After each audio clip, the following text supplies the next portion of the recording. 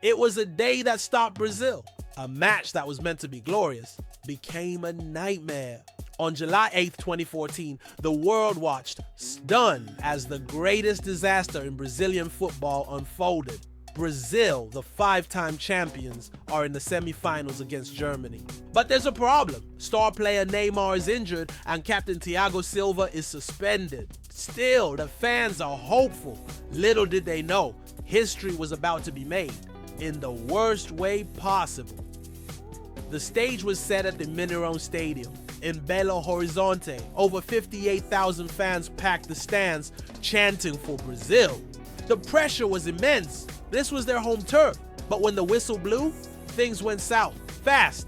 Let's talk about how Germany turned this match into a nightmare. For Brazil, Germany came out swinging. In the 11th minute, Thomas Müller scored the first goal. Okay, no panic yet. But then, the floodgates opened. Miroslav Klose made it 2-0 in the 23rd minute, followed by 2 goals from Toni Kroos in minutes 24 and 26.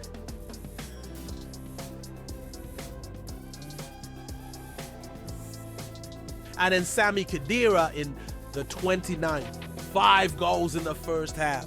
Brazil was shell-shocked, and the crowd was silent. It was like watching a horror movie unfold. At halftime, it was 5-0. Brazil tried to regroup, but Germany wasn't done. In the second half, Andre Schürrle scored twice, making it 7-0. Oscar got a late goal for Brazil in the 90th minute, but it was too little, too late. The final score, 7-1. This wasn't just a loss, it was a national tragedy, later dubbed the Mineirazo. The aftermath was heartbreaking. Fans left the stadium in tears, and the media called it one of the worst defeats in World Cup history. Brazil's dream of winning a 6th title on home soil was shattered. The loss sparked debates. Was it the absence of Neymar and Thiago Silva? Poor tactics? Or was Germany just unstoppable that day? First, let's talk about Brazil's roster. Their star player Neymar was out with a fractured vertebra from the previous match. Neymar wasn't just their top scorer, he was their emotional leader. On top of that, captain and defensive rock Thiago Silva was suspended after a yellow card. Without these two, Brazil's spine was weakened, and it showed. Reason number 2, tactical disaster.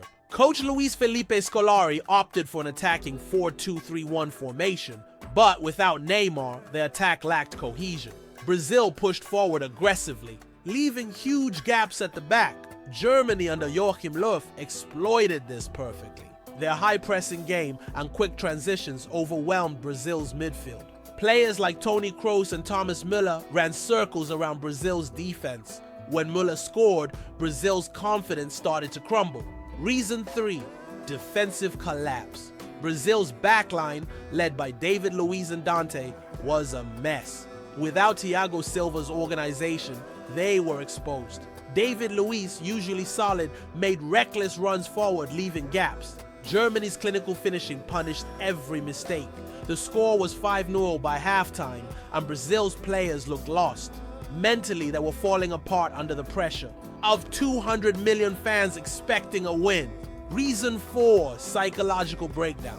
Playing at home was a double-edged sword. The entire nation expected Brazil to erase the memory of the 1950 World Cup loss, the Maracanazo. That pressure was crushing. After Germany's second goal, panic set in. The crowd's silence didn't help. Players later said it felt like they were playing alone. Germany, on the other hand, stayed calm and ruthless, adding 2 more goals in the second half through Andre Schürrle. Oscar's late goal in the 90th minute was no consolation. Finally, Germany was just better. They were a well-oiled machine, with every player in sync. Their preparation, discipline, and teamwork outclassed Brazil's reliance on individual flair. Stats tell the story. Germany had 13 shots on target to Brazil's 4, and their passing accuracy was 86% compared to Brazil's 76%. This wasn't just a bad day for Brazil.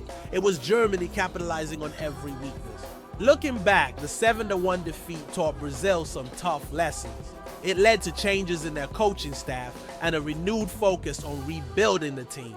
For Germany, this was a stepping stone. to their 2014 World Cup victory. It's a match that's still talked about today, a reminder that in football, anything can happen. So what do you think? Was the Mineirazo just a bad day for Brazil or a turning point for their football? Drop your thoughts in the comments below, and don't forget to like and subscribe for more football stories. Thanks for watching, and I'll see you in the next one.